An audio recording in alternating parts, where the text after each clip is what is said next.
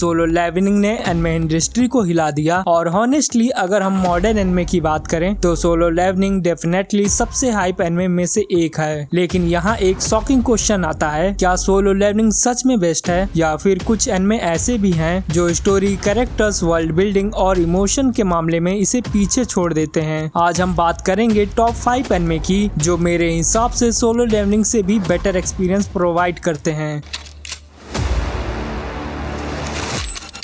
अगर तुम्हें solo levelling पसंद आया था तो चांस है कि काइजू नंबर 8 भी तुम्हें बहुत पसंद आएगा। क्यों? क्योंकि दोनों एनिमे की कोर वाइब काफी सिमिलर है। एक नॉर्मल आदमी जिसे दुनिया अंडर एस्टिमेट करती है और फिर वही कुछ ऐसा बन जाता है जो पूरी दुनिया को शॉक कर देता है। काइजू नंबर 8 की स्टोरी काफका हिबिनो के अराउंड घूमती है। एक ऐसा बंदा जिसका सपना था मॉन्स्टर फाइटिंग फोर्स ज्वाइन करना, लेकिन वो फेल हो गया और धीरे धीरे उसने अपने ड्रीम्स को ऑलमोस्ट छोड़ दिया। यहाँ तक सब नॉर्मल लगता है, लेकिन फिर उसकी लाइफ में एक ऐसी इंसिडेंट होती है जो सब कुछ चेंज कर देती है। काफका खुद एक काइजू बन जाता है और यहीं से स्टोरी इंटरेस्टिंग हो जाती है। सोलो लेवलिंग में जिन्वू को सिस्टम मिलता है, यहाँ काफका को मॉन्स्टर पावर मिलती है। लेकिन काइजू नंबर 8 की सबसे बड़ी स्ट्रेंथ है उसके साइड कैरेक्टर्स। बहुत सारे मॉडर्न एनिमे सिर्फ मेन कैरेक्टर पर फोकस करते हैं, लेकिन काइजू नंबर 8 में साइड कैरेक्टर्स भी साइन करते हैं और इसी वजह से ये दुनिया ज्यादा अलाइव लगती है। एक्शन सीन भी इंसान है, एनिमेशन भी सॉलिड है। यही रीजन है कि अगर तुम सोलो लेवलिंग के फैन हो तो काइजू नंबर 8 तुम्हारी वॉचिंग लिस्ट में डेफिनेटली होना चाहिए। लेकिन अगला एनिमे सिर्फ एक्शन के बारे में नहीं है, अगला एनिमे एक पूरी दुनिया क्रिएट करता है और इसी वजह से ये नंबर 4 पर है। जो लोग स्लाइम का नाम सुनते हैं तो उन्हें लगता है कि ये एक सिंपल इसेकाई एनिमे होगा, लेकिन रियलिटी बहुत डिफरेंट है। ये एनिमे सिर्फ पावर के बारे में नहीं है, ये नेशन बिल्डिंग के बारे में है, पॉलिटिक्स के बारे में है और सबसे इम्पोर्टेंट वर्ल्ड बिल्डिंग के बारे में है। स्टोरी स्टार्ट होती है सातोरू मिकामी से, जो मरने के बाद एक फैंटेसी वर्ल्ड में रीइंकार्नेट होता है, लेकिन हीरो या किंग के रूप में नहीं, एक स्लाइम के रूप में। अब नॉर्मल एनिमे में ये जोक लगता है, लेकिन यहाँ से ग्रेटनेस स्टार्ट होती है। रिमुरु ग्रेजुअली पावर गेन करता है, फ्रेंड्स बनाता है, क्रिटिक्स बिल्ड करता है और इवेंचुअली पूरा नेशन क्रिएट कर देता है। और यहीं पर स्लाइम सोलो लेवलिंग से अलग हो जाता है। सोलो लेवलिंग में प्राइमरली संग जिन्वू की जर्नी है, लेकिन स्लाइम एक पूरी सिविलाइजेशन की जर्नी बन जाता है। इसी वजह से व्यूअर्स इमोशनली इन्वेस्ट हो जाते हैं और हॉनेस्टली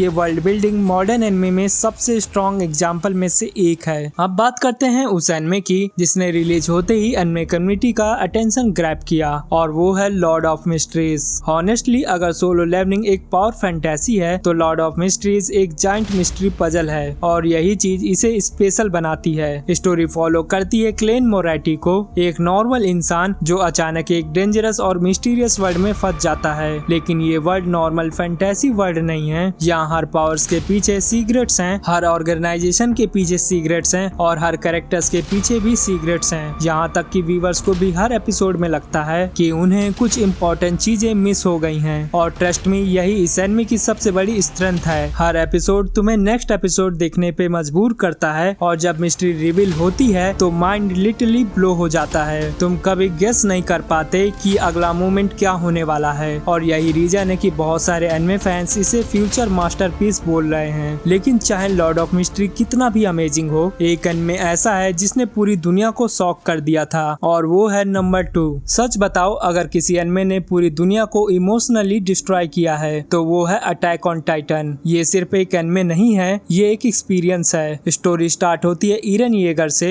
एक ऐसा लड़का जो टाइटन से नफरत करता है और उन्हें खत्म करना चाहता है। शुरू में सब कुछ सिंपल लगता है, हम सोचते हैं टाइटन विलन्स हैं और ह्यूमन विक्टिम्स, लेकिन जैसे जैसे स्टोरी आगे बढ़ती है सब कुछ चेंज हो जाता है और यहीं से attack on Titan greatness achieve करता है। हर एपिसोड के साथ तुम्हारी अंडरस्टैंडिंग बदलती है, हर रिविलेंस के बाद तुम पुरानी स्टोरी को नए पर्सपेक्टिव से देखते हो और फिर आता है प्लॉट ट्विस्ट, उसके बाद एक और प्लॉट ट्विस्ट और फिर एक और ट्रस्ट में बहुत कम ऐसे एनिमे हैं जो इतने सारे प्लॉट ट्विस्ट को सक्सेसफुली हैंडल कर पाते हैं। यहाँ कोई सिंपल गुड या इविल नहीं है, यहाँ हर साइड अपने आप को हीरो समझती है और इसी वजह से स्टोरी रियलिस्टिक फील होती है। और फिर आता है एंडिंग फेज, जहाँ पूरी दुनिया लिटरली डिवाइड हो गई थी। कुछ लोग एंडिंग को लव करते हैं, कुछ लोग हेट करते हैं, लेकिन एक बात सब एक्सेप्ट करते हैं, अटैक ऑन टाइटन अनफॉरगेटेबल है। लेकिन अब आता है नंबर 1। जैसे ही मैं इसका नाम लूंगा कमेंट सेक्शन एक्सप्लोड हो जाएगा। हाँ, मेरे हिसाब से वन पीस इस लिस्ट का नंबर 1 एनिमे है और इसके पीछे रीजन सिर्फ पॉपुलैरिटी नहीं है, रीजन है कंसिस्टेंसी, वर्ल्ड बिल्डिंग, लोर, कैरेक्टर्स और मिस्ट्री। वन पीस को 25 साल से ज्यादा हो चुके हैं, लेकिन आज भी फैन हर चैप्टर और एपिसोड का वेट करते हैं और ये कोई नॉर्मल अचीवमेंट नहीं है। लूफी की जर्नी सिंपल लगती है, पैरेट किंग बनना, लेकिन रियलिटी में स्टोरी बहुत ज्यादा डीप है। White century, joy boy, ancient weapons, wheel of T,